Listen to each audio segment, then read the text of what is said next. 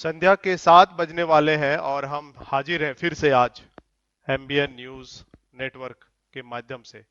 मैं मनोज कुमार आप सभी दर्शकों का एक बार फिर से अभिनंदन करते हैं, स्वागत करते हैं संध्या के परिचर्चा में। हमारा परिचर्चा बहुजन महापुरुषों के आंदोलन से बहुजन समाज को केंद्र में रखकर हर दिन लगातार चलता जा रहा है। आज लगभग इस सप्ताह हमने 15 और 85 के लगभग कई मुद्दों पर चर्चा किया। पूरे विश्व में जहां डेमोक्रेसी आप स्थापित होते हुए देखते हैं, वहां भारत में अब भी लोकतंत्र उस पैमाने पर लागू होता हुआ नहीं दिखाई दे रहा है जिस पैमाने पर संविधान ने संकल्पना की। संविधान निर्माती जो सभा थी उन्होंने सोचा। इसलिए इस पर बहुत जरूरी है कि अगर लोकतंत्र भारत में नहीं है, कहने को संविधान लागू है लेकिन अगर व्यवहारिक रूप से हम उसको नहीं देख पाते हैं तो कौन सी बाधाएं हैं, कौन लोकतंत्र को भारत में स्थापित होने में बाधा उत्पन्न कर रहा है और ये कब से ऐसा चल रहा है। भारत के इतिहास में भी अगर हम देखेंगे तो क्रांति और प्रतिक्रांति का दौर रहा है। वैचारिक लड़ाई, वैचारिक संघर्ष हम लगातार भारत में देखते आ रहे हैं। तो उसी मुद्दों पर हम चर्चा करेंगे। कौन राजतंत्र पसंद कर रहा है, कौन लोकतंत्र का विरोधी कौन लोग हैं भारत में, और वो सत्ता में है कहां है, समाज में कहां, इन सारे मुद्दों पर हम चर्चा करेंगे। इस कार्यक्रम के लिए हमने पूरे देश भर के जो राष्ट्रीय स्तर के संगठन आए हैं उनसे हमने विद्वान साथियों को आमंत्रित किया है। मूल निवासी संघ से हमारे साथ हैं और मूल निवासी कर्मचारी कल्याण महासंघ से, और फिर हमारे साथ बामसिप से भी हमारे विद्वान साथी हमारे साथ जुड़े हुए हैं, हमारे साथ स्टूडियो में जुड़ेंगे। आपके सामने विषय पर चर्चा करेंगे, परिचर्चा करेंगे, आपका मार्गदर्शन करेंगे। तो हम विषय आपके सामने स्क्रीन पर हम ला रहे हैं, आप विषय को ध्यान से देखिए। इस विषय में कई सारी बातें हैं। बहुत सारी ये बातें हैं कि हमें 85% का मामला रखना चाहिए, 85% की बात करनी चाहिए, लेकिन ये जरूरी है कि कौन है जो 85% को डेमोक्रेसी स्टैब्लिश करने में बाधा उत्पन्न कर रहा है, कब से कर रहा है, लोकतंत्र में अल्पसंख्यक क्यों सत्ता में काबिज है। तो विषय आपके सामने स्क्रीन पर है। लोकतंत्र में 15% सत्ता में कब और कैसे, विषय को समझिए। अगर 15% वाले सत्ता में काबिज हैं और 85% वाले सत्ता में काबिज नहीं हो रहे हैं, संविधान लागू होने के 70 वर्ष बाद, मताधिकार के प्रयोग करने के बाद, तो फिर उधर दूसरी तरफ कौन सी बातें हैं जो 15% वाले सत्ता में काबिज हैं। उनका बहुत सारा ऐतिहासिक समर्थन हो सकता है, बहुत सारी बातें हो सकती है। तो हम उनकी बात करेंगे आज जो हमारे भारत में डेमोक्रेसी स्टैब्लिश होने देने में समस्या पैदा कर रही है। हमारे साथ जो साथी जुड़ेंगे, आप लिस्ट देख रहे हैं। पंकज कुमार, मूल निवासी पंकज कुमार रवि जी हमारे साथ जुड़ेंगे। सीईसी मेंबर है नई दिल्ली, रांची से हमारे साथ पंकज जी जुड़ेंगे। साथ ही हमारे साथ जुड़ेंगे डॉक्टर भारतेंदु अजय हमारे साथ जुड़े हुए हैं, मूल निवासी कर्मचारी कल्याण महासंघ कटिहार बिहार से हमारे साथ हैं। और साथ में हमारे साथ और एक साथी जुड़े हुए हैं जो मूल निवासी प्रभु रविदास जी हमारे साथ जुड़े हुए हैं, जो बाम से हजारीबाग से हैं, झारखंड के। तो तीनों संगठन के साथी हमारे साथ जुड़े हुए हैं। मैं तीनों सभी हमारे जो विद्वान साथी हैं, हम उनका सबसे पहले स्वागत अभिनंदन करते हैं इस चर्चा परिचर्चा में। और हम सवाल लेकर चलते हैं इनसे, जो विषय है आज का हमारा। और पहला सवाल हम मूल निवासी पंकज कुमार रवि जी से करेंगे, हम जो केंद्रीय कार्यकारिणी समिति के सदस्य हैं नई दिल्ली, उनसे हम बात करेंगे और उनसे हम पहला सवाल हम उनके सामने रखते हैं। उनसे हमारा जो पहला सवाल है इसी विषय से संदर्भ में बहुत महत्वपूर्ण सवाल है, जो कि हर लोगों को इस संदर्भ में जानकारी रखना चाहिए। मैं चाहूंगा कि उनका माइक को अनम्यूट कर लें और जो अनावश्यक साउंड आ रहा है उनसे थोड़ा, हाँ जी।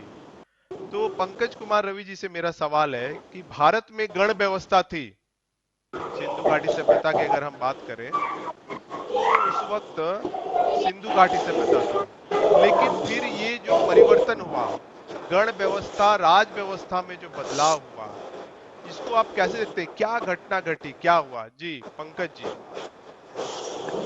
सर आपका आवाज जो है वो डिस्कनेक्ट हो रहा है, वो ठीक से सुनाई नहीं दिया। जी, आपकी आवाज आ रही है? हाँ, आवाज बीच बीच में आपका डिस्कनेक्ट हो जा रहा है। आपने सवाल सुन लिया पंकज जी? हाँ, सवाल एक बार पुनः दोहराने का कष्ट करें। हाँ, सवाल ये है कि जो गण व्यवस्था जो भारत में थी, वो राज व्यवस्था में कैसे बदलाव? जी। जी, फैन वगैरह चल रहा है आपके यहाँ तो बंद कर दीजिए जल्दी। नहीं, वो उधर उधर है बाहर। जी बोलिए। जी। बोलिए।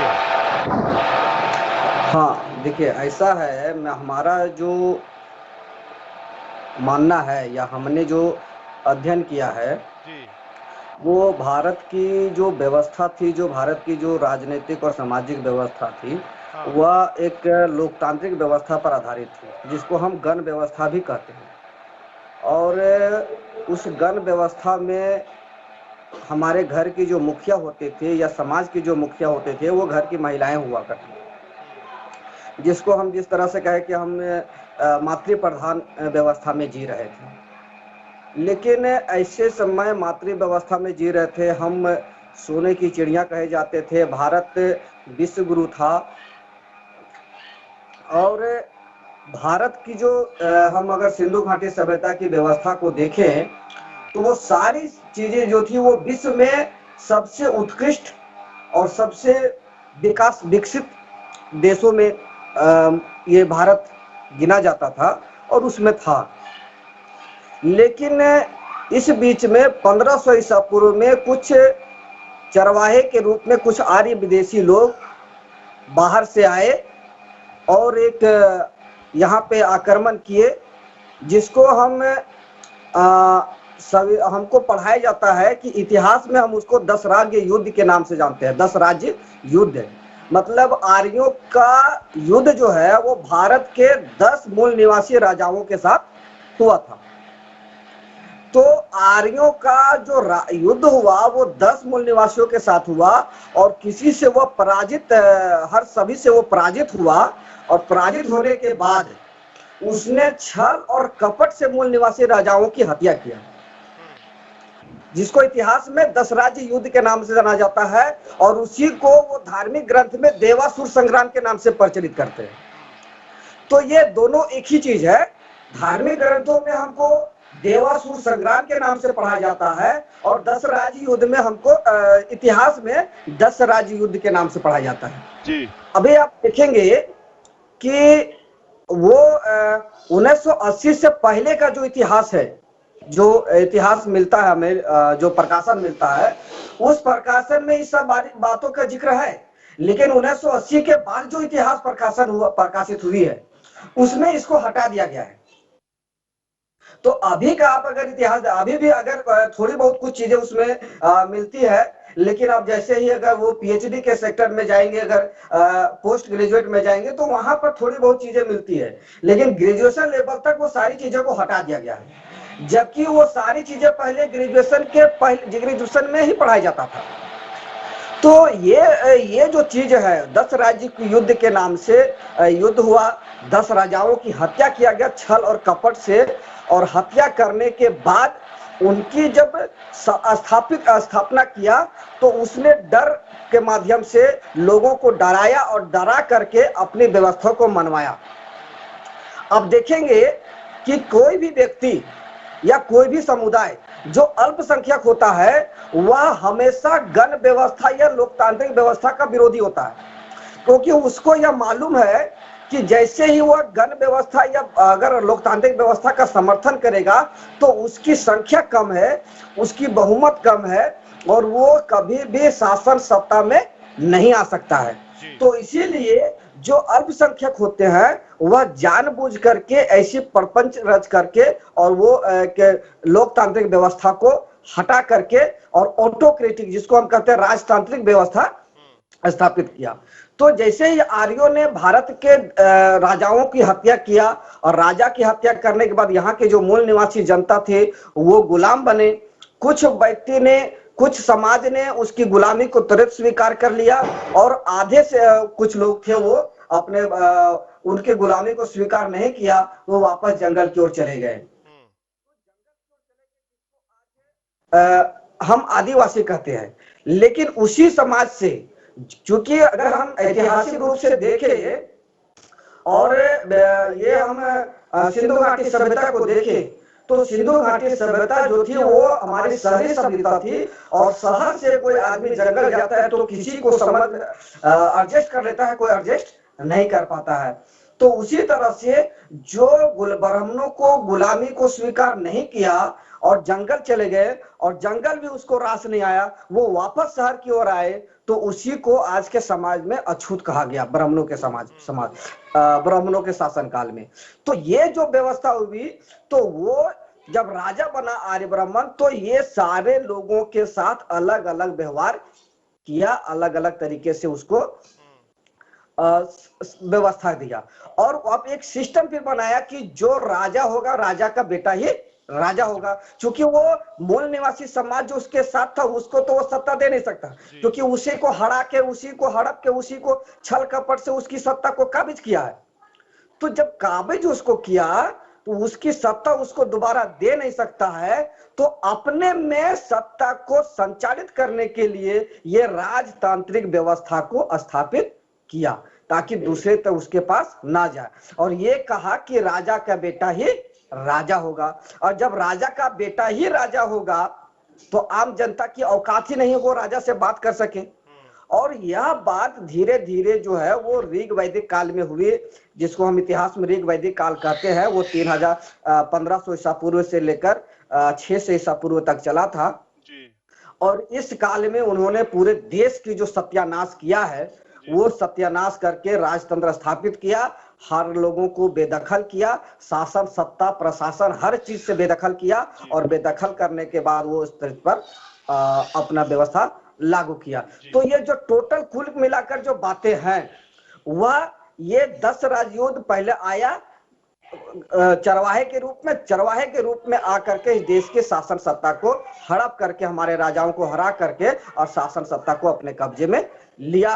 और उसके बाद से ये राजतांत्रिक व्यवस्था लागू किया, बाजबरन लागू किया, डर से लागू किया, और उसके लिए यह भी फतवा जारी किया था कि जो इसको नहीं मानेगा उसको मृत्युदंड की सजा दी जाएगी। तो मृत्युदंड की सजा से सभी लोगों ने डर से उसकी व्यवस्था को मान लिया, और उसी हिसाब से वो अभी तक भी उसकी दिमाग में वो चलते आ रहा है। जी धन्यवाद। बहुत बहुत धन्यवाद आपको पंकज जी। आपने बताया कि सिंधु घाटी सभ्यता, ऐसे भारत एक खोज में भी जवाहरलाल नेहरू लिखते हैं कि भारत में जो व्यवस्था स्थापित हुई, उसमें सबसे विकसित सभ्यता हमारे भारत की रही, और आपने कैसे उसका नष्ट हुआ वो आपने बताया। बहुत बहुत धन्यवाद आपका। अभी हम चलते हैं डॉक्टर भारतेंदु अजय सर के पास चलते हैं। वो मूल निवासी कर्मचारी कल्याण महासंघ से है, और हम उनसे जानना चाहेंगे बाबा साहब के संदर्भ में जो उन्होंने क्रांति और प्रतिक्रांति, जैसे पंकज सर ने बताया कि कैसे वो लोग आते हैं और यहाँ जो एक गढ़ तंत्र था उसको नष्ट करके राजतंत्र स्थापित किया, लेकिन ये चलता ही रहा। मतलब बुद्ध का फिर आंदोलन हुआ, फिर सम्राट मौर्य आए। तो बाबा साहब इसको कैसे देखते हैं? क्योंकि बाबा साहब आधुनिक भारत में बहुत सारे साहित्यों की रचना करते हैं, और वो एक बुक भी लिखते हैं, क्रांति और प्रतिक्रांति है ना, वॉल्यूम 7 है। तो आप हमें बताइए कि बाबा साहब उसमें क्या बता रहे हैं लोगों को, क्रांति और प्रतिक्रांति में क्या बता रहे हैं। जी भारतेंदु सर, माइक को अनम्यूट कर लेंगे। जी सर। जी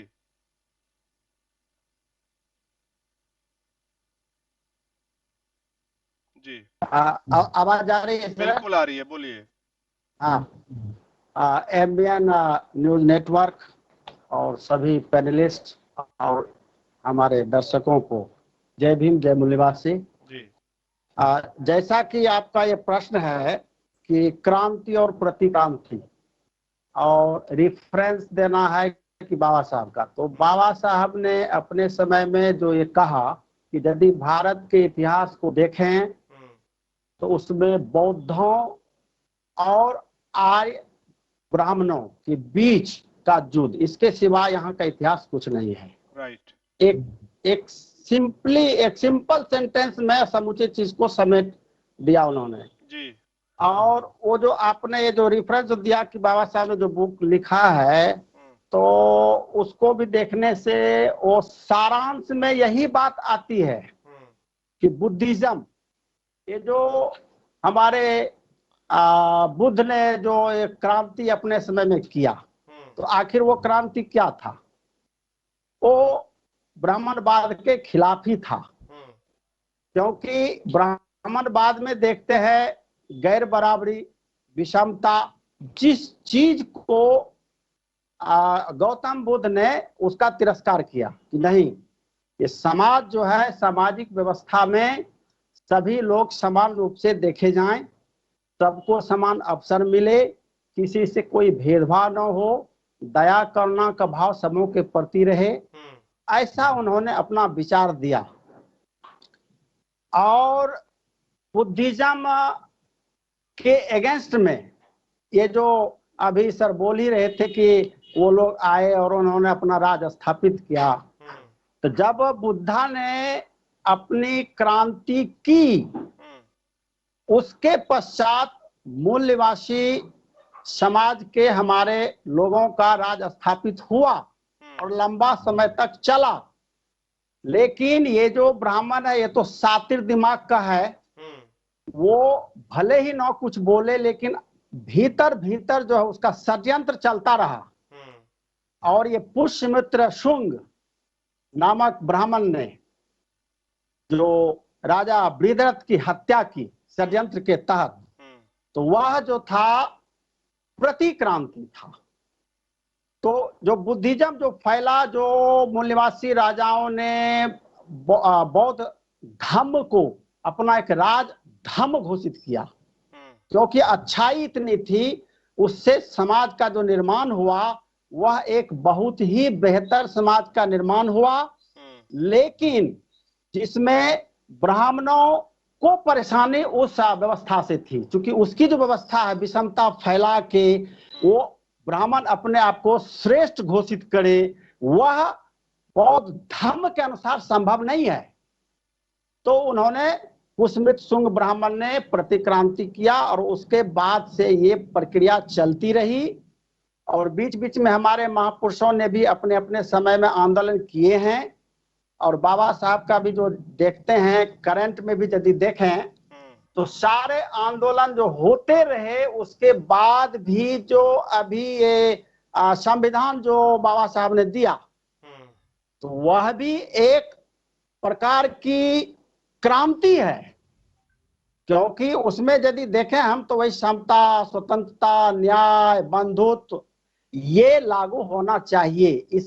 इस पर आधारित हमारा समाज तैयार होना चाहिए, ऐसा हमारा संविधान तैयार किया हमारे बाबा साहब ने। जी। तो यही मुख्य बात हम इस दोनों में, ये क्रांति प्रतिक्रांति, क्रांति के रूप में क्रांति के रूप में बुद्धिज्म और प्रतिक्रांति के रूप में ब्राह्मणिज्म। ओके, ये शॉर्ट में। जय भीम जी। बहुत बहुत धन्यवाद आपका।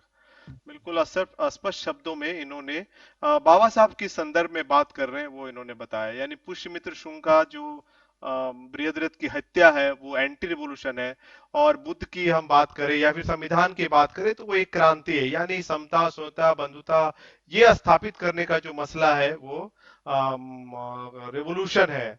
जी, बहुत बहुत धन्यवाद आपका। अभी हम चलते हैं, हमारे साथ बामसेप से जुड़े हुए हैं प्रभु जी, जुड़े हुए हैं प्रभु रविदास जी।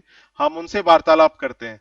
प्रभु जी, आजादी हो गई और संविधान लागू हो गया। अभी भारतेंदु सर ने कहा कि बाबा साहब ने संविधान दिया भाई, और लोगों को कहा कि भाई ये 18 साल हो गए आपके और अब आप बन जाइए राजा।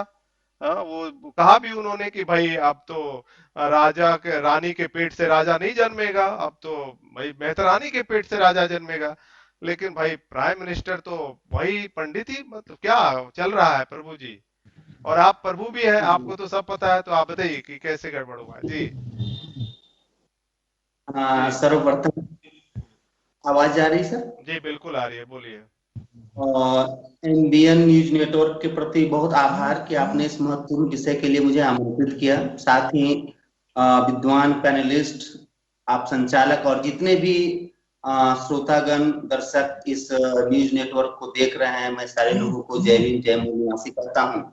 और जैसा कि कहा कि हमारे देश में संविधान लागू हो गया है, संविधान तो सर लागू है, लेकिन क्या है कि संविधान को जिन सुरक्षित हाथों में होना चाहिए वहां पे नहीं है।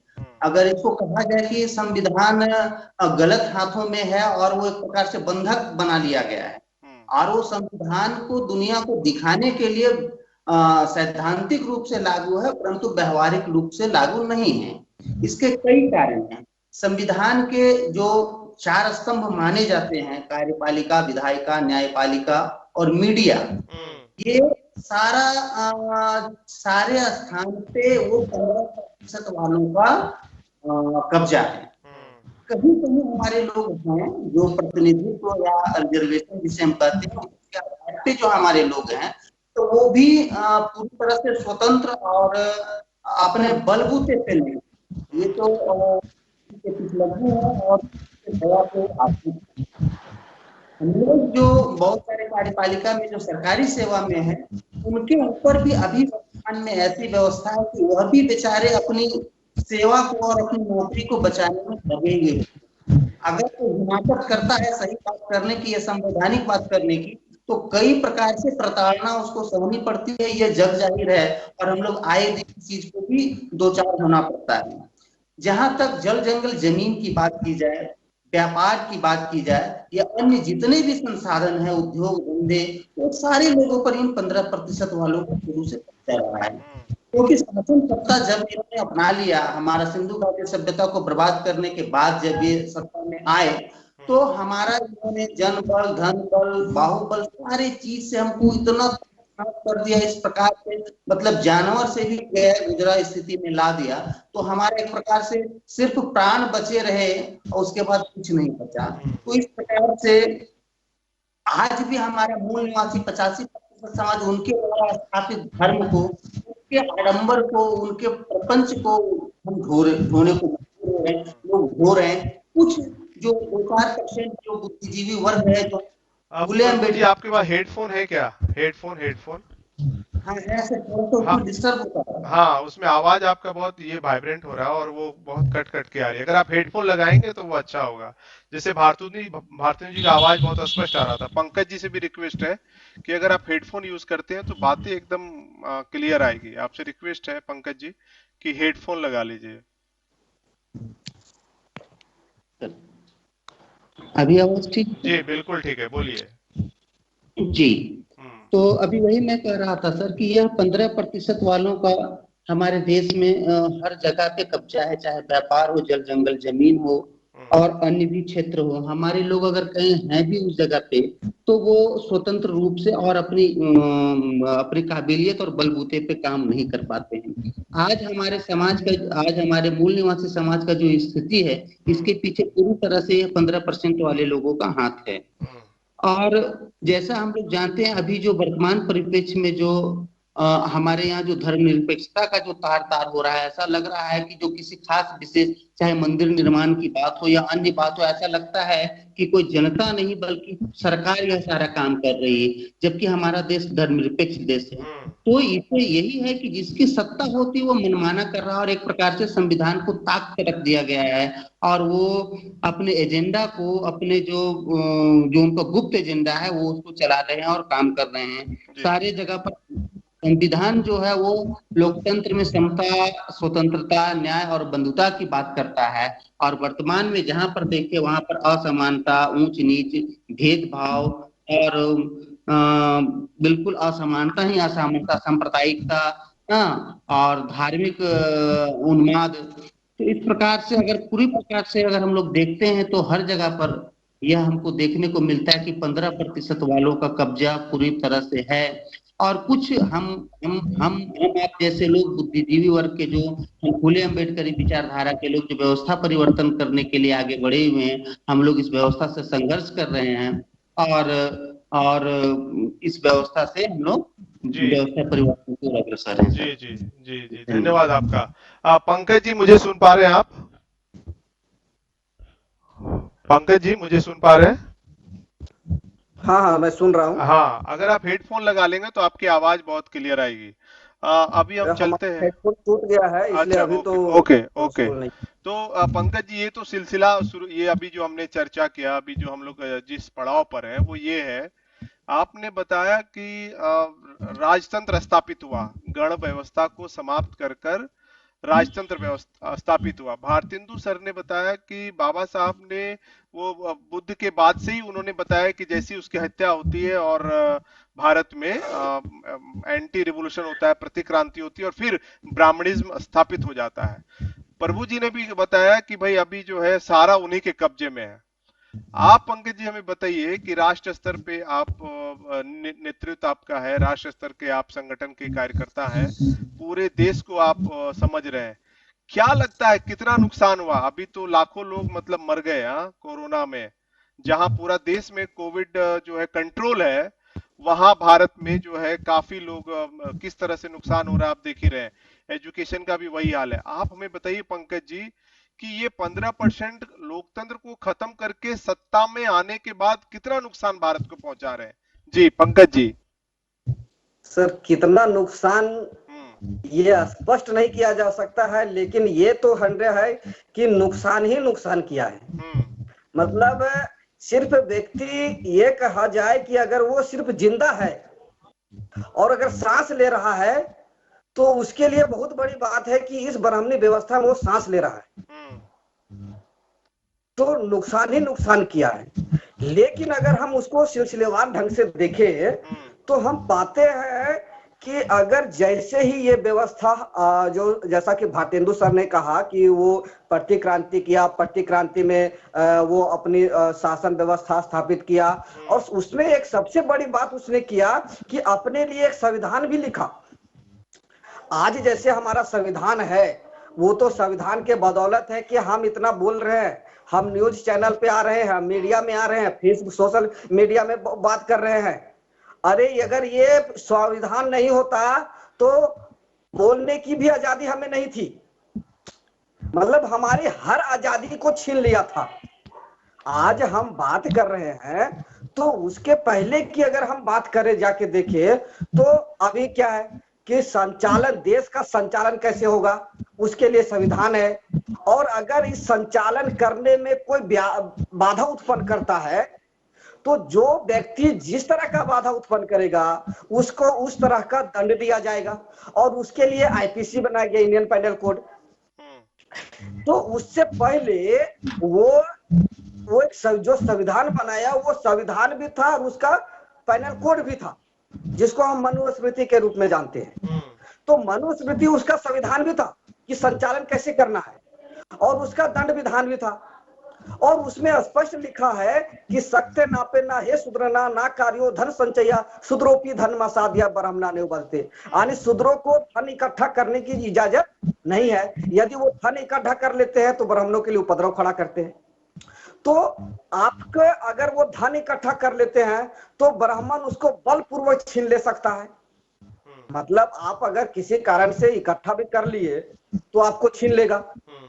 दूसरी तरफ वो कहा कि उसी में लिखा है शूद्र और स्त्री को शिक्षा नहीं देना चाहिए, तो पहले वहां तो किया एक शिक्षा बैन कर दिया तो शिक्षा नहीं मिलना चाहिए, और अपने लोगों को पढ़ाने के लिए गुरुकुल की व्यवस्था की। देखिए, अगर जो जिसको हम आज बहुजन समाज कहते हैं, मूल निवासी बहुजन समाज कहते हैं, वह मूल निवासी बहुजन समाज को शिक्षा से वंचित रखने के लिए उन्होंने गुरुकुल की व्यवस्था की, और गुरुकुल की व्यवस्था ऐसा की कि सिर्फ ब्राह्मण क्षत्रिय वैश्य के बच्चे ही वहां पढ़ सकते हैं। आखिर अगर नहीं शूद्र के बच्चे वहां नहीं जा सकते हैं। यदि शूद्र के बच्चे वहां जाएंगे तो उसका जीता जागता उदाहरण एकलव्य का, कि एकलव्य का बच्चा तेज था, वो गया भी, आदिवासी का बच्चा उसका अंगूठा ले लिया गया, वो अपने से सीखा, उसके बाद भी उससे ले लिया गया ताकि आप तुम किसी भी स्वर्ण की बराबरी ना कर सको। तो ये जो चीज लाया, और अगर आप किसी तरह से धन इकट्ठा कर लेते हैं तो वहां भी आपसे छीन लिया जाएगा। दूसरा ये कहा कि आपको पढ़ने की इजाजत नहीं है, उसके लिए अपना मेनू कार्ड भी बनाया कि ये सारा चीज है। आप अगर चूंकि उस समय जो एजुकेशन था वो धर्म ग्रंथ का ही एजुकेशन था कि जो धर्म की कितनी बात है, सामाजिक, क्योंकि आज हम जो लिटरेचर पढ़ते हैं वो लिटरेचर उस समय की नहीं थी।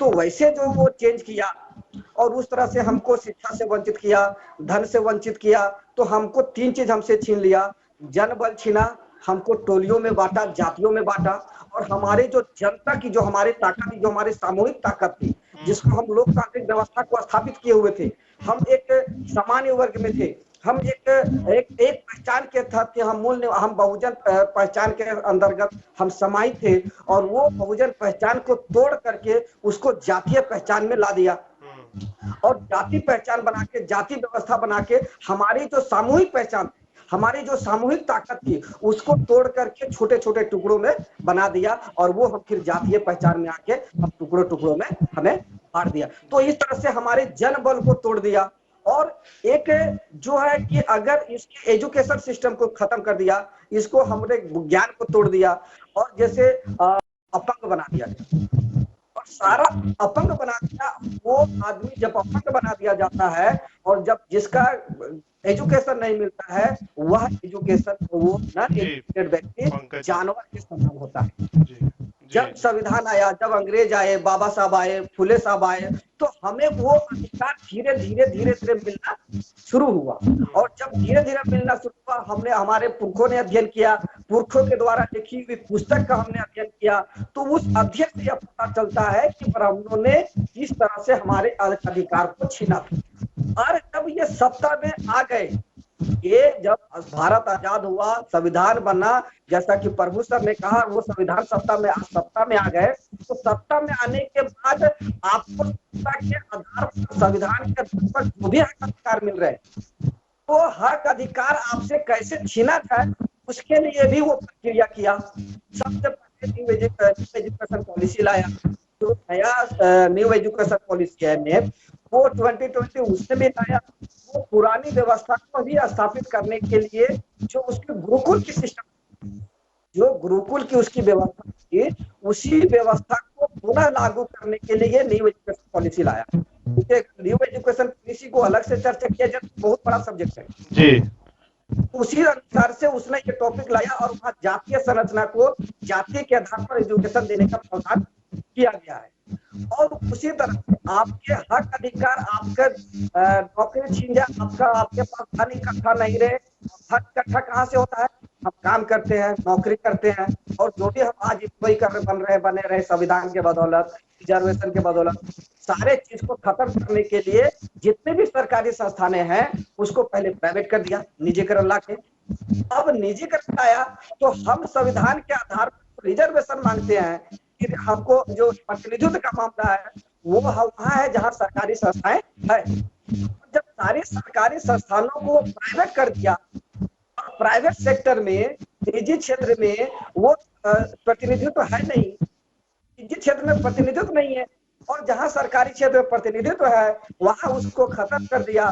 तो हम किसी भी हाल में हमारा जो आय की जो संस्था है, जो व्यवस्था है, वो हम नहीं कर पाएंगे। जी, बहुत बहुत धन्यवाद जी।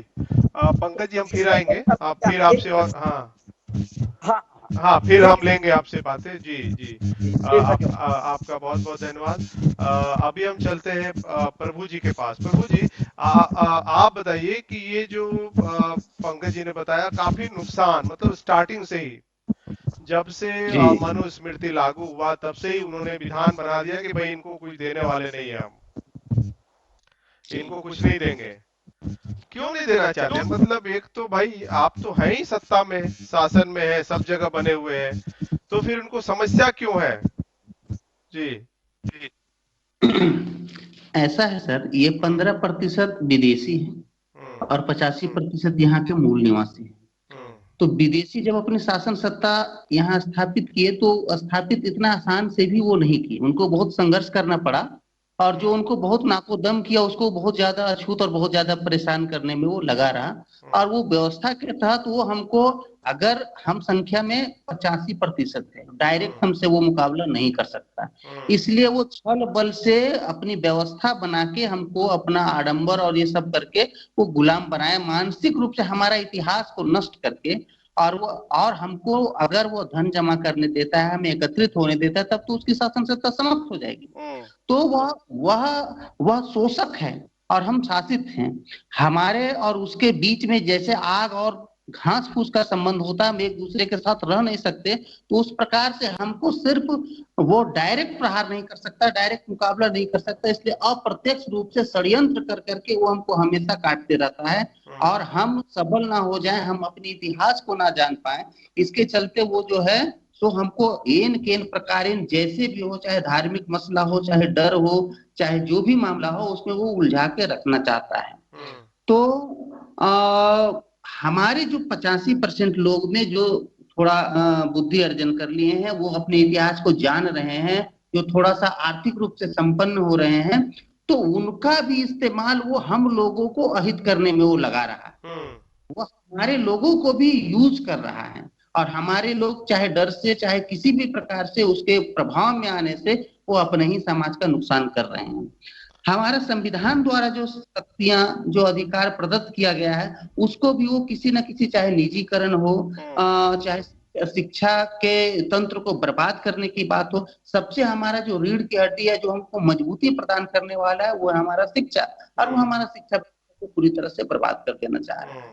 हम किसी प्रकार से कुछ धन अर्जन करते भी हैं तो वो ऐसा ऐसा कर्मकांड और ये ऐसा ऐसा ये में करके हमको वो पूरी तरह से बर्बाद कर दे रहा है। तो इस प्रकार से अभी भी जो है ये हमको हर जगह से देखने को मिलता है। अभी भी इस युग में भी लोगों को मूछे रखने पे प्रताड़ित किया जाता है, बारात निकालने पे प्रताड़ित किया जाता है, छुआछूत किया जाता है, महिलाओं के साथ आए दिन दुष्कर्म और अन्याय अत्याचार होता है। तो ये 15% वाले हमें किसी भी सूरत में वो हमको सुरक्षित या हमको ऊपर उठते हुए नहीं देखना चाहते। उनको ये बात भली भांति पता है कि जिस दिन भी हम अपने इतिहास को जान गए या हम संगठित हो गए, उनको हम कहीं का नहीं छोड़ेंगे और उनको फिर अपना जगह पे उनको भेजने का हम प्रबंध करेंगे। इसलिए वो अपना सारा कुछ त्याग सकते हैं, लेकिन सत्ता वो कभी नहीं छोड़ सकते हैं, क्योंकि वही सत्ता की चाबी है जिससे वो पूरे देश को और हम पूरे 85% लोगों को वो नियंत्रण कर रहे हैं। और हमारा संविधान जो इतना दुनिया का इतना खूबसूरत हमारा लोकतंत्र है, और उस सारे संस्थाओं पे, सारे लोकतांत्रिक व्यवस्था पे, सारे जगहों पे वो कब्जा बनाए हुए है और हमको वो किसी रूप में एक होने नहीं देना चाहता है। और हर प्रकार से, चाहे शिक्षा से हो, चाहे धन से हो, चाहे संपत्ति से हो, चाहे और अन्य, चाहे राजनीति में जो भी हमारे लोग वहां सत्ता में गए भी है, तो उससे टिकट लेके और उसके माने उसके ऊपर आश्रित हैं। वो जैसा बोलता है वो सिर्फ ये माने कि उसकी बोलते हैं। तो इस प्रकार से अभी रिजर्वेशन की जो हमारे प्रतिनिधित्व की बात थी, उसमें भी उन लोगों ने इस प्रकार से व्यवस्था बनाया कि वो खुद 10% रिजर्वेशन अपना लेके और इस प्रकार से वो व्यवस्था में आ रहे हैं। तो यह 15% वाले किसी भी सूरत में हमको आगे नहीं आने देना चाहते। हमें चीन के और हमें अपने एक संगठन के माध्यम से हमको लेना होगा। जी, हम समाधान पे भी आपसे राय लेंगे। भारतेंदु सर, हम डॉक्टर भारतेंदु सर हमारे साथ जुड़े हुए हैं, हम उनके पास चलते हैं। सर हमें ये बताइए कि जैसे हमने अभी जो चर्चा किया कि भाई ये संविधान को नहीं मान रहे, जो लोगों को समता, स्वतंत्रता, बंधुता जो देना है लोगों को, वो देना नहीं चाहते। तो सत्ता में रहकर क्या ये फिर राजतंत्र स्थापित करने का अपना प्रयास कर रहे हैं क्या? मतलब क्या ये चाहते, क्या अल्टीमेट ये क्या चाह रहे हैं? भारतेंदु सर, माइक को अनम्यूट कर लेंगे जी। हाँ जी सर, इसमें ऐसा है कि अभी हमारे मित्रों ने बहुत सारी बातों को स्पष्ट किया। इससे रिलेटेड ऐसा है कि ये जो 15% विदेशी आक्रमणकारी आर्य ब्राह्मण मनुवादी लोग, ये लोग एन कैन प्रकार सत्ता पर काबिज हैं। व्यवस्था यहाँ पे लोकतंत्र की है, जनता के प्रतिनिधि जा रहे हैं, लेकिन विचारधारा जो बोलते हैं फुले अम्बेडकरी विचारधारा, उससे प्रेरित लोग वहां नहीं पहुंच पा रहे हैं। हमारे लोग माना जन्म से या शरीर से हमारे मूल निवासी भी जो विधायिका में पहुंच पा रहे हैं, वो भी मानसिक रोगी के तौर पे वहां बैठे हुए हैं, मानसिक रूप से बीमार हैं। वो गुलाम की अवस्था उनकी बनी हुई है। तो 15% के घेरे में, उनके तलवा चाटने में, उनके चमचागिरी करने में, उनकी दलाली करने में हमारे लोग भी संलग्न हैं। तो ये 15% अपना षड्यंत्र वहां चला रहा है। अब जो ये लोकतंत्र है, इस लोकतंत्र को यदि कायम रखना है तो एक विधि व्यवस्था है जिसके लिए बाबा साहब ने एक संविधान दिया कि आखिर यह देश भारत भूमि पर कौन सा विधि विधान होगा, तो संविधान है उसके लिए। हमारे मित्रों स्पष्ट अभी क्या बहुत सारी बातों को कि संविधान को ये लोग लागू नहीं करना चाहते हैं और न ये इच्छा से करेंगे। तो आखिर जो व्यवस्था ये देंगे तो कौन सी व्यवस्था देंगे? व्यवस्था लोकतंत्र नहीं होगा तो राजतंत्र ही आएगा। राजतंत्र में भी एक तानाशाही व्यवस्था को ये कायम करने का प्रयास कर रहे हैं, जिसका बहुत सारा उदाहरण आए दिन मिलता जा रहा है। अब देखिए कि यदि लोकतंत्र यहाँ पे है तो इसके जो मुख्य स्तंभ है विधायिका, न्यायपालिका, कार्यपालिका, मीडिया, ये सभी स्वतंत्र रूप से इनको काम करने का एक अधिकार होना चाहिए है, लेकिन ये कर नहीं पा रहे हैं या कहें इनको करने नहीं दिया जा रहा है।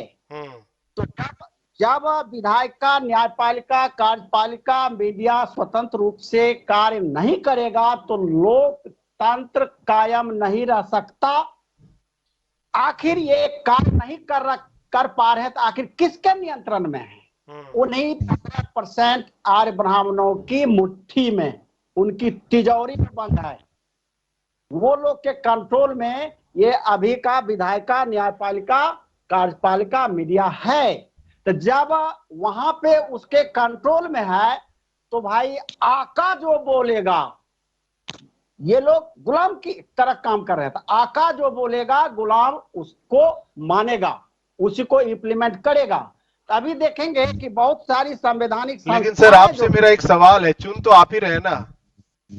हाँ, यही तो बोल रहे हैं। तो उसमें एक विचारधारा की बात दे रहे हैं ना कि चूंकि समाज में जो एक विचारधारा फैली हुई है ब्राह्मणवादियों की, वो व्यवस्था को हम कार्यकर्तागण उसको पलटने में अभी थोड़ा मुश्किल तो हो रहा है, क्योंकि विचारधारा तो ये प्रचार प्रसार ये करने की बात है। और इसमें हम लोग जहां तक संभव हो सकता है सांगठनिक रूप में, अभी मान लीजिए वामसेप संगठन, इसके आनुषंगिक भी है संगठन, वे सभी अपने अपने स्तर से समाज में काम कर रहे हैं। लेकिन है क्या, उसमें जो हमारे भी पढ़े लिखे लोग हैं वो तो धोखा दे रहे हैं। दूसरी बात, यहाँ धर्मांधता, धार्मिक जो अंधविश्वास है, वो जो पुराने समय से जो जकरण है, उस जकरण को आखिर तोड़ेगा तो शिक्षित जो बुद्धिजीवी है हमारा वही तोड़ेगा। और अभी तो शिक्षित बुद्धिजीवी भी उसके जकड़ से नहीं निकल पाया है। ये सब एक कुछ समस्याएं हैं, तो इसमें थोड़ा समय तो लग रहा है। तो है क्या कि जब अभी देखेंगे कि जितनी भी संवैधानिक संस्थाएं हैं, सारी संस्थाओं को कंट्रोल में करके अपने मनमाना ढंग से आरएसएस के लोग अपना वो काम कर रहे हैं। अब बाकी लॉस में कौन जा रहा है? मूल निवासी समाज ही लॉस में जा रहा है हर चीज में। आखिर न्यायपालिका से आए दिन आपने देखा होगा कि बहुत बड़े बड़े जज लोगों ने भी ये कहा कि काम करने में मुश्किल हो रही है। बहुत सारे अभी देखे कोरोना काल में कुछ सांसद जो उन्हीं का है, वो खुद भक्त है आरएसएस का, वो भक्त लोग भी परेशान हो रहा है। कोई आखिर कह तो रहा है, और हमारे जो मूल निवासी है वो तो परेशान भी होंगे तो वो तो दबी हुई जुबान से ही बोलेंगे, उनको हिम्मत नहीं है बोलने का। ये एक समस्या उनके साथ है। फिर कार्यपालिका में देखेंगे आए दिन बहुत सारे लोग अपनी नौकरी और पैसा से परेशान हो रहे हैं। इतना दबाव, मानसिक दबाव इतना पड़ रहा है कि बहुत लोग तो सुसाइड कर रहे हैं, तो कुछ लोग नौकरी छोड़ने को विवश हो रहे हैं। तो आखिर जो कंट्रोलिंग है, वो कंट्रोलिंग के कारण ये लोग स्वतंत्र रूप से कार्यपालिका भी काम नहीं कर पा रही है। फिर आप देखते हैं कि ये मीडिया जो है, मीडिया तो इसको अभी तो दे ही दिया गया कि गोदी मीडिया, मतलब गोद में ही चल रहा है, गोद में बैठ के वो खेल रहा है, ये मेन स्ट्रीम मीडिया है। तो ये तो समझे उसी कंट्रोल में ही है। तो यही जो 15% है, अपने इन्हीं सारे षड्यंत्र को लगाकर धीरे धीरे मनुस्मृति के विधान के अनुसार अपना काम किए जा रहा है, सबको कंट्रोल में किए जा रहा है। और ऐसी स्थिति पर हमारे मूल निवासियों को लाकर वो बाध्य करने की कोशिश कर रहा है कि बस बोलते हैं ना कि बस यदि हम जिंदा रह जाएं तो यही देश का विकास है। अभी ऐसा चल रहा है, इतनी मुश्किल पड़ रही है देश में। तो यह तो राजतंत्र की ओर ही ये बढ़ रहा है। इसलिए इसको हम ये कह सकते हैं कि यह जो 15% है, ये लोग लोकतंत्र को तानाशाही राजतंत्र में बदलने का भरपूर प्रयास कर रहे हैं। और जो जन आंदोलन है वो उतना, ये अभी की परिस्थिति में वो उतना मजबूत स्थिति में नहीं है कि इन 15% वाले से दो हाथ करने को डायरेक्ट तैयार हो। वैसी स्थिति नहीं बन पाई है, क्योंकि वैचारिक क्रांति, अब खून नहीं बहाना है, तो विचार से समाज को बदलना है। और जब समाज बदलेगा, जब वो धार्मिक धर्मांधता से निपटेगा, उसके जकरन से बाहर आएगा, ब्राह्मणवाद के षड्यंत्र को समझ पाएगा, तो वैसी स्थिति यदि आ जाएगी तो जिसको आज हमारा समाज चुन रहा है, फिर वही समाज चुनेगा और हमारी सत्ता भी कायम होगी। और यही ऐसे समाज का निर्माण होगा जिसमें समता, स्वतंत्रता, न्याय और बंधुत्व का बोलबाला होगा। जी जय भीम। जी, बहुत बहुत धन्यवाद। आशा तो है और संविधान है और हम लगातार लगे हुए हैं, सॉल्यूशन की हम चल रहे हैं। अभी प्रभु जी से हम जानना चाहेंगे समाधान। प्रभु जी ये बताइए कि बहुत सारा इसमें फैक्टर है कि एक तो चुनाव है, फिर जो हमारे नेता हैं, लेकिन जो बुद्धिजीवी वर्ग है, बुद्धिजीवी वर्ग की जो जिम्मेदारी बहुत ज्यादा बढ़ जाती है। क्या लगता है आपको? जी जी सर, बुद्धिजीवी वर्ग दो तरह से हैं। एक तो है कि अपना जी जान लगा के संघर्ष कर रहे हैं, जैसे जो फूले अम्बेडकरी विचारधारा से लैस लोग हैं, वो तो हर प्रकार से चाहे जैसे वो लगे हुए हैं।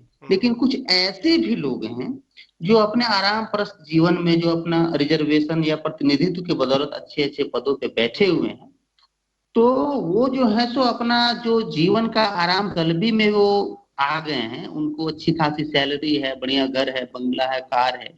तो क्या हो रहा है कि शायद वो आंख बंद किए हुए, जानते हुए भी किसी किसी जगह पे वो उस हिसाब से वो नहीं आ पा रहे हैं। तो बुद्धिजीवी वर्ग का यह सबसे पहला दायित्व है कि हम उनको जगाते हुए, और हमारा जो संविधान है, संविधान को पूरी तरह से लागू करवाना है। और संविधान पूरी तरह से तब लागू होगा जब हम मूल निवासी लोग शासन सत्ता में जाएंगे। और शासन सत्ता में जाने के लिए हमको बहुत बड़ा त्याग करना होगा। उस त्याग के लिए बुद्धिजीवी वर्ग को, हम सबों को, हम लोग एक दूसरे को जगा रहे हैं, जगाने का प्रयास कर रहे हैं कि थोड़ा ऐसो आराम की जीवन से, जो ऐसा हम पहले बिल्कुल हमारी स्थिति एकदम बेकार थी, ये तो इतिहास हम जान रहे हैं। उसके बाद जब हम जो संविधान से जो अधिकार हमारे जो थोड़े बहुत मिले, उसके आधार पे थोड़ा सा जो हमारे अंदर जो अच्छाई आई, पैसे आए, थोड़ा सा आर्थिक रूप से हम संपन्न हुए, तो वो संपन्नता हमारे सारे आने वाली पीढ़ी और हमारे सारे हमारा समाज, मूल निवासी समाज, हमारे सबको मिले। इसके लिए हम सारे लोगों को जो है तो तन मन धन से लग के इस कारवां को, फूले अम्बेडकरी विचारधारा को आगे बढ़ाना होगा। यार जहां पर भी हमारी समस्याएं आ रही, उसकी समीक्षा करनी होगी।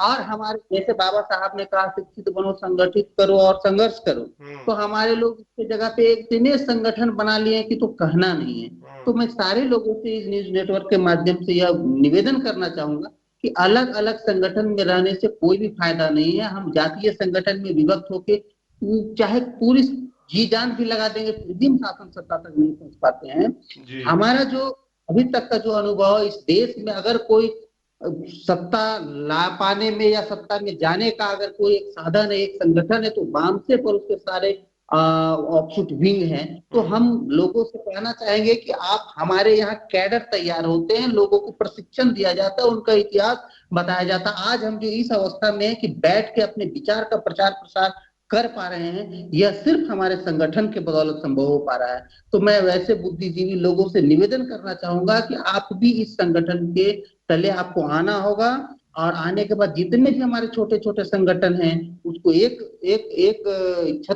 छत्र में आना होगा और शासन सत्ता को प्राप्त करना होगा। और जो हमारा इतना खूबसूरत संविधान है, संविधान अगर लागू हो जाता है तो हम पूरी तरह से हम इस देश को फिर से सोने की चिड़िया बनाने में हम ये कर पाएंगे। और हमारा जो बुद्धिजीवी वर्ग का जो सामाजिक ऋण है वो थोड़ा टाइम मनी और माइंड उनको हर हालत में देना होगा। और इसके लिए हम सबों का, जो हम इस फूले अम्बेडकरी विचारधारा के जो कार्यकर्ता हैं, जो कैडर हैं, हम सबों का दायित्व बढ़ जाता है काफी कि हम सारे लोगों को अपने विचार से उनको प्रभावित करते हुए उनका साथ और सहयोग लें।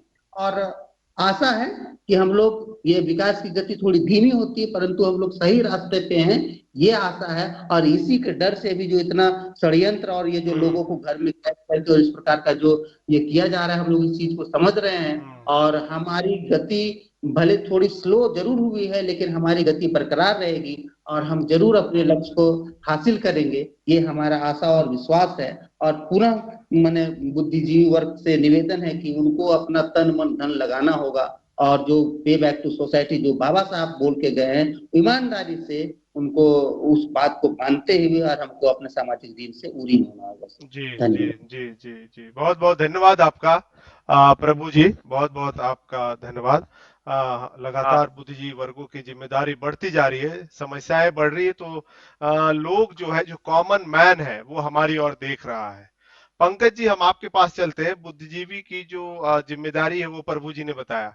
अभी जो आप देख रहे होंगे 2-4 दिन से ये चल रहा है सेंट्रल में कि फेसबुक और है ना व्हाट्सएप, सोशल मीडिया पर कुछ ना कुछ फिर बैन लगाने का मसला चल रहा है। क्या होगा, मतलब मूल निवासी मीडिया को कैसे कैसे क्या करना है, बताइए आप। देखिए, पहली बात तो ये है कि जो व्यवस्था चल रही है, और जैसा कि प्रभु सर ने कहा कि हमसे ज्ञान ऑप्सुट ने जो समाज में गतिविधि पढ़ाई है और जो फूले अम्बेडकरी विचारधारा को स्थापित करने का प्रयास कर रही है, उसमें हम सफल हो रहे हैं। और जितने भी ये में हो रहा है, हम सफल हो रहे हैं। और उस सफलता का कारण ये है कि हमारे जो बुद्धिजीवी वर्ग है, जो काम कर रहा है,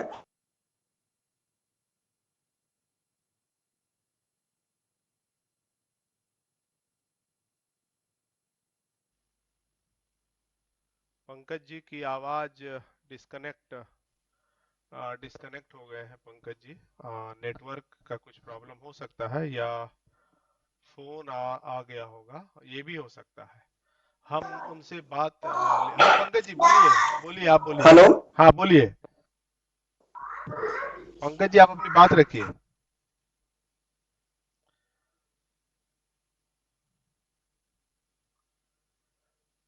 पंकज जी अपनी बात रखेंगे आप?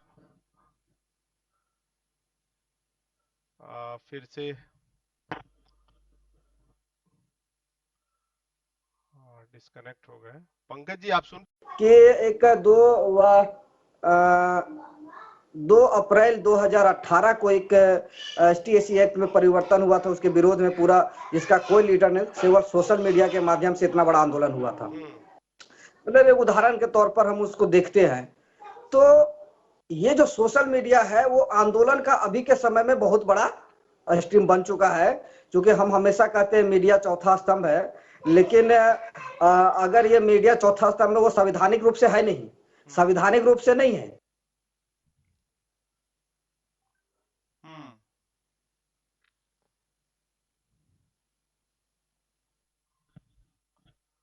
कि जिस अनुपात में अगर वो हमारा जो कहते हैं ना कि संवैधानिक व्यवस्था है विधायिका, कार्यपालिका और न्यायपालिका, तो विधायिका में 2 पार्ट है, विधायिका में 2 पार्ट है, एक पक्ष है और एक विपक्ष है, सत्ता पक्ष है और विपक्ष है। तो सत्ता पक्ष अगर कुछ गलती करता है तो विपक्ष का काम है उसको सही रास्ता दिखाना या उसको सही चीज बताना।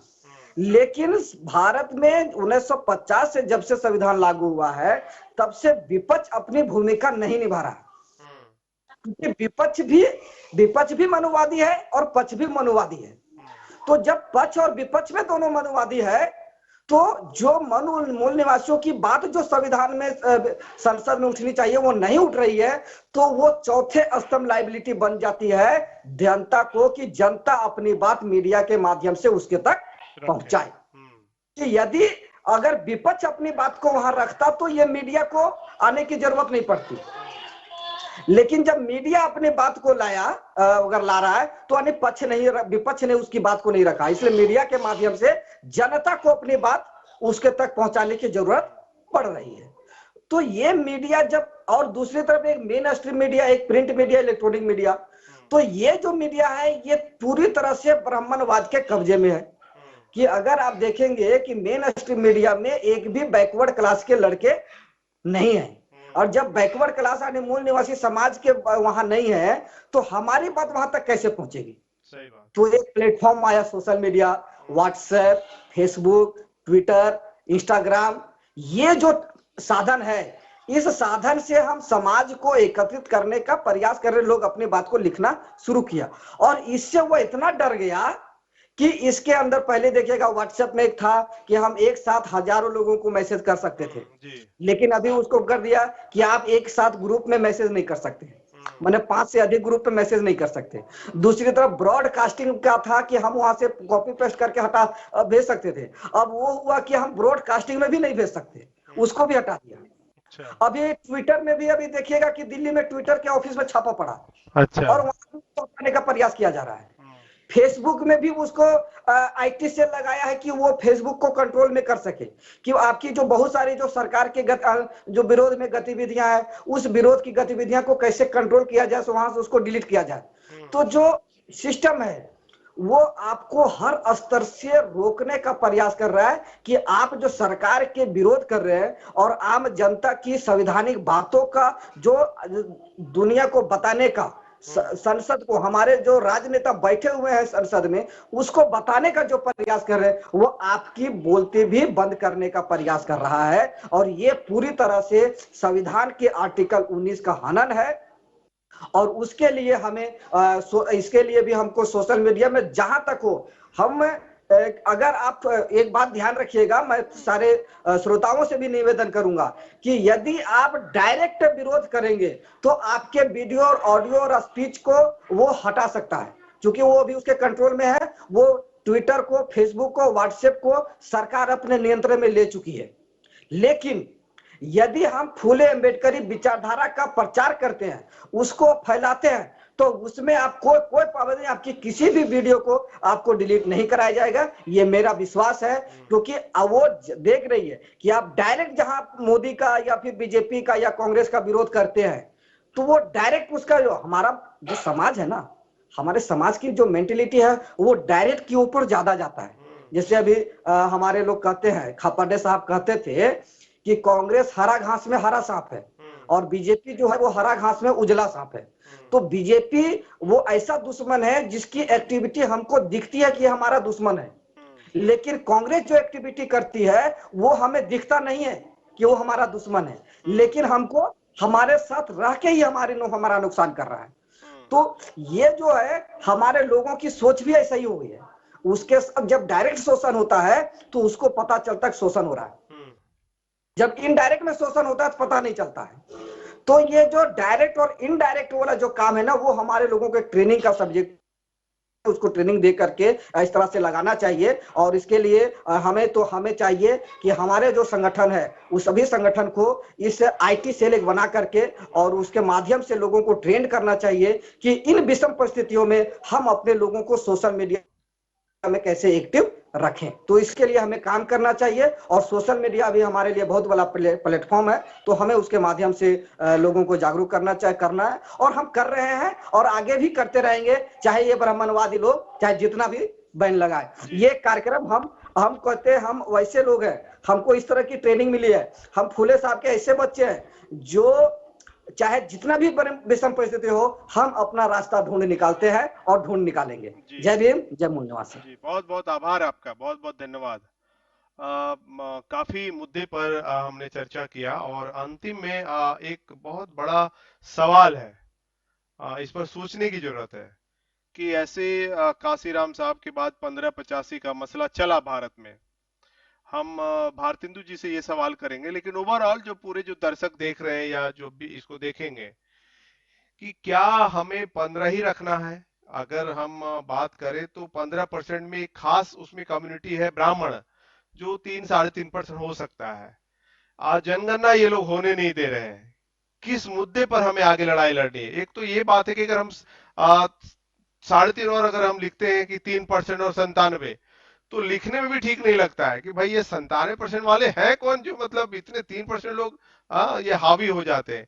इसलिए ये बहुत अहम मुद्दा है कि हम कहाँ पे इसको आगे जो है चर्चा में रखा जाए कि भाई घट गए होंगे, 10% होंगे या 7% होंगे, क्या मतलब घटे होंगे, क्या हुआ होगा, हम जानना चाहेंगे। डॉक्टर साहब हैं, ऐसे तो समाज का इलाज करते रहते हैं, तो अभी दर्शकों को आप बताइए सर, क्या 1585 है या फिर उनकी संख्या और भी कम हो गई है? जी डॉक्टर साहब, माइक को अनम्यूट कर लीजिएगा प्लीज।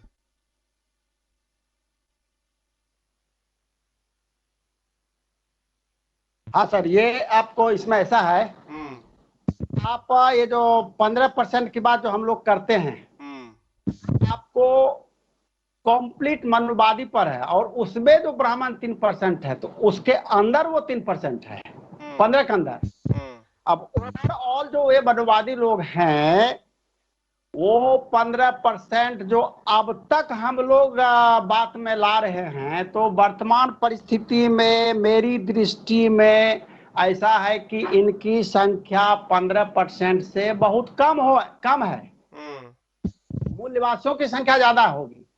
जैसे 1585 बोलते हैं, तो 15 से इनकी संख्या अभी कम होगी, और मूल निवासियों की 85 से ज्यादा होगी। क्यों क्यों क्यों क्यों सर, मार दिए क्या ये लोग या भाग गए? कुछ तो हुआ होगा। भाग नहीं गए, तो इसमें ऐसा है कि इसको हम जोड़ते हैं मुख्य रूप से शिक्षा से, और दूसरा हम जोड़ेंगे धर्मांधता। तो शिक्षा में देखेंगे तो एक सैंपल सर्वे था, उसको पढ़ रहे थे, उसमें देखे कि जो महिलाएं हैं ग्रेजुएट, पढ़ी लिखी महिलाएं, अभी आपको 1.4% फर्टिलिटी रेट चल रहा है। फर्टिलिटी रेट जी। और जो अनपढ़ महिला है उसमें 3.6। इसका मतलब ये हुआ कि जो महिलाएं शिक्षित हो रही हैं, या जो समाज शिक्षित हो रहा है, तो वहां पर एक समझ बन रही है कि जो हमारी जनसंख्या है, केवल बच्चा पैदा करना ही काम नहीं है।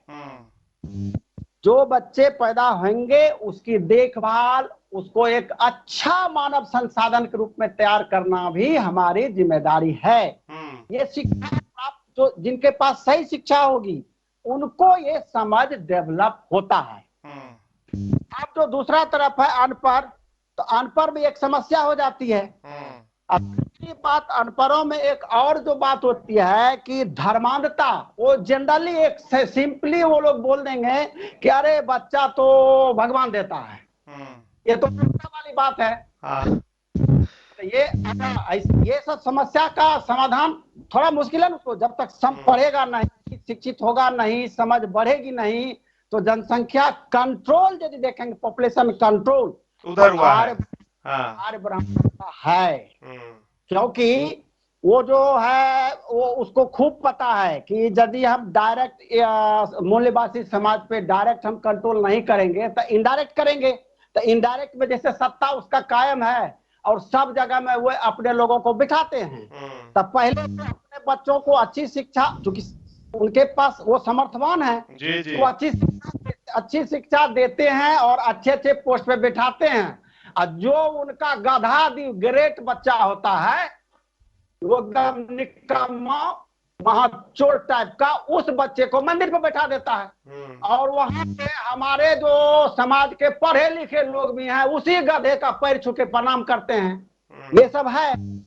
अब जो हमारा समाज मूल्यवासी समाज है, इसमें जब शिक्षित वर्ग भी इस ढंग से कर रहा है, तो अनपढ़ जो लोग वास्तव में हैं, जिनको उपलब्ध ही हम शिक्षा नहीं करवा पाए, तो वहां तो समस्या रहेगी। बस वहां पे बच्चे पैदा हो रहे हैं, तो बच्चे पैदा हो रहे हैं, एक और डर है मन में वैसे लोगों को कि जो हमारा मानव संसाधन तैयार होना चाहिए, हमें ज्यादा बच्चा रहेगा, किसी को ये काम है, छोटे छोटे काम में लगाएंगे, लेकिन हो सकता है कि उसी में उनको एक साहस और हिम्मत हो रहा है। ये मेंटेलिटी हो गई है। और यदि हमारे लोग, जो लोग पढ़ रहे हैं, तो वो लोग समझ उनकी तैयार हो रही है, तो वहां पे थोड़ा कंट्रोल, वैसे तो लोग बहुत कम है, और 15% तो टोटल वो समझ वाला ही है। धर्म को लेकर के यदि देखेंगे तो वो जो मनुवादी लोग हैं वो तो स्पष्ट रूप से जानता है कि ये भगवान ईश्वर कुछ होता नहीं है भाई, हमने ये पत्थर का बनाया, पेपर में वो फोटो बनाया, क्योंकि हमको ठग धंधा ये बनाया, उसको स्पष्ट पता है, उसकी समझ तैयार है। और हमारे समझ तैयार नहीं, बल्कि आंदोलन के सांगठनिक रूप से हम लोग समझ तैयार करने की कोशिश कर रहे हैं। यही कारण है कि अभी वर्तमान में जो 15% है उसकी संख्या उससे कम होगा, और यह जो जनगणना करा रहा है वह भी उसके मन में डर घुसा हुआ है। ये तो स्पष्ट हो जाएगा उसकी संख्या कितनी है, बाकी की संख्या कितनी है। जातिगत जनगणना होगी तो अलग अलग क्या है, उसको कितना संसाधन दे पाए, एक आंदोलन, नया आंदोलन खड़ा हो सकता है, फिर वो सत्ता से बेदखल किया जा सकता है। ये सब डर है जिसके कारण जनगणना करा रहा है। ओवरऑल यही कहेंगे कि 15% से वो कम है जनसंख्या में मेरी दृष्टि में। जय भीम, जय मूल्यवान जी। बहुत बहुत धन्यवाद। बहुत बढ़िया से आपने इलाज किया सवाल का। जी। अभी हमारा समय भी हो चुका है, और सभी जो हमारे विद्वान साथी जुड़े हुए थे, मूल निवासी हमारे साथ पंकज कुमार रवि जी थे, केंद्रीय कार्यकारिणी समिति सदस्य है मूल निवासी संघ नई दिल्ली, और फिर साथ में हमारे साथ जुड़े थे डॉक्टर भारतेंदु अजय जी हमारे साथ जुड़े हुए थे, जो अपनी बात रख रहे थे। कैसे बहुत ही अंतिम सवाल का आपने बहुत बखूबी आपने बताया। और साथ में हमारे साथ बामसेफ संगठन के हजारीबाग झारखंड से हमारे साथ जुड़े हुए थे। आप सभी पैनलिस्टों का मैं बहुत बहुत आभार व्यक्त करता हूं कि आपने विषय के साथ पूरा न्याय किया और लोगों को बहुत ही बेहतर ढंग से प्रबोधित किया। हर विषय पर आपने अच्छी से अपनी व्याख्या की। मुझे आशा है कि लोग जो दर्शक इसको देख रहे हैं या जब भी देखेंगे भविष्य में भी वो उससे लाभ ही लेंगे। और इसी के साथ हम इस कार्यक्रम को विराम देते हैं, और फिर हम कल ठीक संध्या 7 बजे और ज्वलंत मुद्दों के साथ हम फिर हाजिर होंगे। तब तक के लिए आपसे विदा लेते हैं। जय भीम, जय मूल्यवासी, जय संविधान, जय भारत। जय भीम, जय मूल्यवासी।